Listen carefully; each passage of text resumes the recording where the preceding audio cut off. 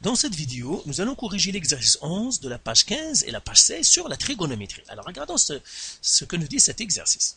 Ici, ils nous disent « Résous chacun des triangles ci-dessous ». Alors ici, qu'est-ce qu'ils veulent? Ils veulent qu'on résolve ou bien qu'on résout un triangle. Quand vous entendez résoudre un triangle, eh bien tout simplement, c'est trouver toutes les mesures qui manquent. Par exemple, ce côté-là, je ne le connais pas, donc je dois le trouver. Ce côté-là, je ne le connais pas, je dois le trouver. Cet angle, je ne le connais pas, je dois le trouver. Les autres, je les connais, ça c'est 90, 37 et une longueur de 7,5. Ici, j'ai un triangle rectangle. Et nous avons déjà dit que quand j'ai un triangle rectangle, j'ai besoin de deux informations pour trouver toutes les autres.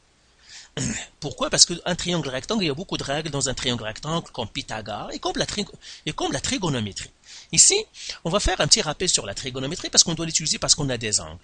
Donc ici, je vais tracer un triangle rectangle. Et on va faire un petit rappel de la trigonométrie. Nous l'avons déjà fait dans d'autres cours, mais quand même, je vais encore le reprendre ici pour que vous le maîtrisiez. Donc ça, c'est un angle droit, parce que c'est un triangle rectangle. Et ça, c'est un angle A. Alors, les côtés, ça, c'est l'hypoténuse, parce que c'est le plus long côté. Et puis, les autres cathètes, on les nomme selon l'angle. Donc, par exemple, ce côté-là, on l'appelle opposé. Pourquoi? Parce qu'il est opposé à l'angle. Celui-là, c'est l'adjacent. Si vous avez de la misère à identifier l'opposé et l'adjacent, regardez toujours l'angle comme un œil. Et l'œil va regarder toujours le côté opposé. Et maintenant, j'ai les règles. J'ai cosinus de l'angle A est égal à adjacent qui divise l'hypoténuse. Et puis, j'ai l'angle sinus. Le sinus de l'angle A est égal au côté opposé qui divise l'hypoténuse. Et puis, j'ai tan de l'angle A. Elle est égale à opposé qui divise adjacent. Donc, c'est de ça que j'ai besoin, et j'ai besoin de Pythagore pour trouver tous les autres si jamais j'ai besoin. Alors ici, donc, je vais effacer ici premièrement, et on va essayer de trouver ce qu'on peut. Par exemple, qu'est-ce qu'il me donne? Premièrement, je vais inscrire ce qu'il me donne. J'ai l'angle ici, ça c'est l'hypoténuse. L'angle ici, c'est comme un œil regarde l'opposé, ça c'est le côté opposé. Et ça c'est l'adjacent. Là, je vais inscrire les informations que j'ai. Les informations que j'ai, il me donne l'angle. Donc, j'ai la mesure de l'angle. Il me donne l'angle B. J'ai une mesure de l'angle B, c'est 37 degrés. Il me donne l'adjacent. Égal à 7,5 cm. Alors maintenant, je vais essayer de trouver, par exemple, je dois trouver l'hypoténuse. Essayons de trouver l'hypoténuse. Alors ici, par exemple, pour trouver l'hypoténuse, tout simplement, je vais partir, je regarde quelle est la règle où il y a adjacent et hypoténuse. Adjacent et hypoténuse, c'est cos. Donc, je vais faire cos. Donc, je vais faire ici, calcul de hypoténuse. Si je n'ai pas trouvé de règle, c'est que je dois essayer autre chose, peut-être trouver les autres, et puis revenir après. Mais dans ce cas-là, je peux le trouver, donc je vais le faire. Donc, j'ai fait cosinus de l'angle c'est B, est égal à la règle, c'est adjacent, sur hypoténuse. Et là, je vais remplacer. Donc, je vais écrire cosinus de l'angle B. Elle est égale. L'angle B, je le connais, donc je vais mettre sa valeur. C'est 37 degrés. Donc, je vais faire cosinus 37 égale. Adjacent, c'est combien? C'est 7,5. Sur hypoténuse, c'est ce que je cherche. Je vais faire point d'interrogation. Et là, je vais calculer le cosinus de 37, donc calculatrice.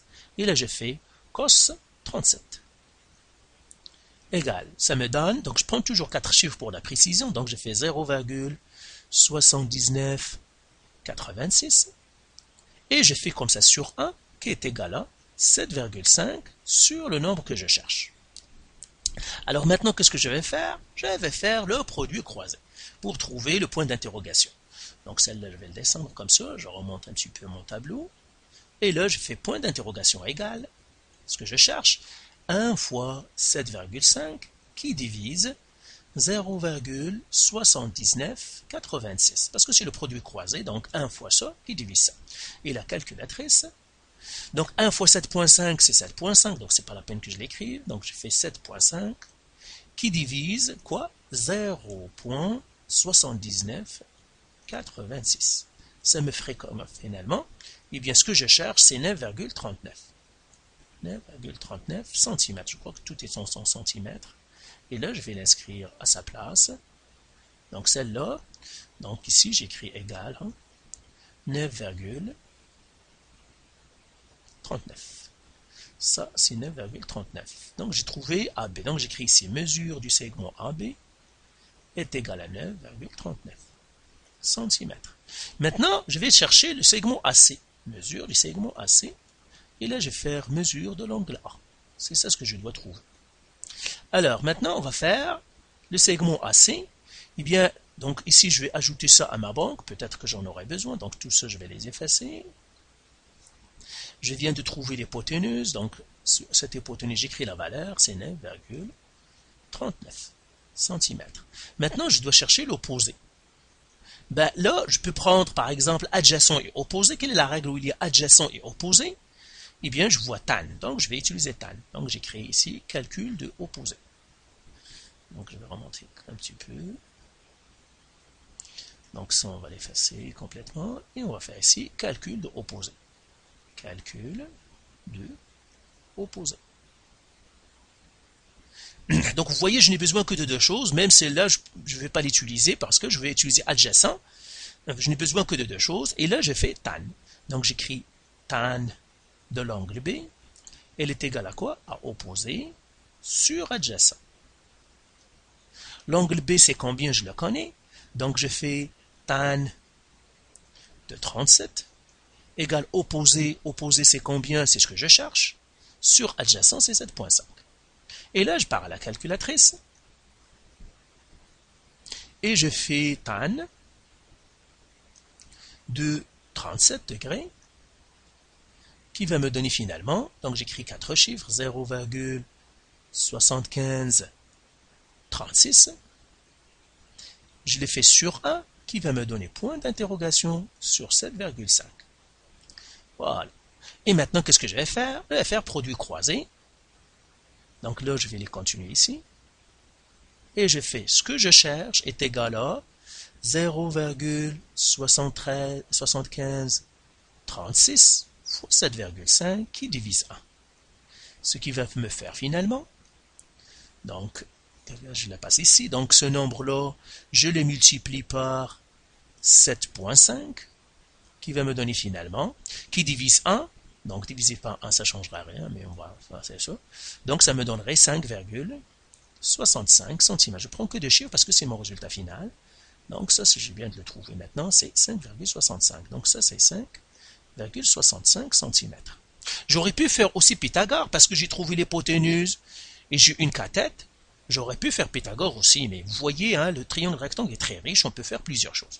Maintenant, pour trouver l'angle, eh bien, tout simplement, comment j'ai déjà un angle ici, j'ai un angle ici, donc je vais faire la loi du 180, parce que la somme des angles d'un triangle, ben, c'est 180. Donc je fais 180 moins 90 plus 37. Et là, ça me ferait donc 180 moins 127. Alors, on va faire ça à la calculatrice. Donc, je fais ici clear 180 moins 127. Ça me fait finalement 53 degrés. Donc, ça, c'est 53 degrés. Donc, voilà, j'ai trouvé l'angle B. L'angle A, pardon. Donc, j'ai trouvé toutes les mesures. Alors, regardons le deuxième exercice. Donc, le deuxième, c'est ici. Il est là. Alors là, il me donne encore un triangle. Cette fois-ci, il n'est pas rectangle. Okay? Donc, qu'est-ce que je vais faire? Je vais m'assurer d'avoir des triangles rectangles. Toujours. Parce que les triangles rectangles sont très riches. Toujours. Si vous n'avez pas de triangle rectangle, essayez d'en créer. Bien sûr, quand vous les créez, ils doivent être utiles. Mais si vous voyez qu'ils ne sont pas utiles, cherchez autre chose. Alors ici, par exemple, j'ai ce triangle rectangle. J'ai un triangle 1 ici. J'ai le triangle 2 ici. Donc, je vais prendre, par exemple, le triangle 1. Pourquoi? Parce que je dois trouver cette mesure, je dois trouver cet angle et cet angle. Alors, premièrement, je vais essayer de trouver cette mesure-là. Donc, je vais prendre le triangle 1 et regarder qu'est-ce que je peux faire avec. Sinon, ben, je dois chercher autre chose. Toujours, vous devez, pour que le triangle soit utile, il faut que vous connaissiez deux choses à l'intérieur de ce triangle. Si vous voyez qu'il y a deux choses que vous connaissez, c'est que c'est un bon triangle. C'est pour cela que moi, j'ai choisi celui-là, parce que je vois que je connais deux choses. Je connais cet angle et je connais une mesure ici. Cette mesure-là, c'est 4 et celle-là, c'est 4. Pourquoi? Parce que c'est un triangle isocèle et par suite, la hauteur que j'ai tracée ici, il partage le triangle en deux morceaux qui sont identiques. Et cet angle-là, je sais que c'est 42 qui divise 2, c'est 21. Donc, vous voyez, je sais, dans ce triangle rectangle, j'ai deux choses. un angle et une mesure, donc je suis sûr que je peux résoudre mon triangle. Donc ça, je vais mettre, ça c'est D, ça c'est F, et ça c'est E. Et là, j'écris mes mesures. Ça, je sais que c'est 4. Ça, je sais que c'est 21 degrés. Et maintenant, je vais écrire premièrement mes formules. Je sais que cosinus l'angle, c'est adjacent sur hypoténuse. Je sais que sinus de l'angle, d'un angle, c'est opposé sur hypoténuse.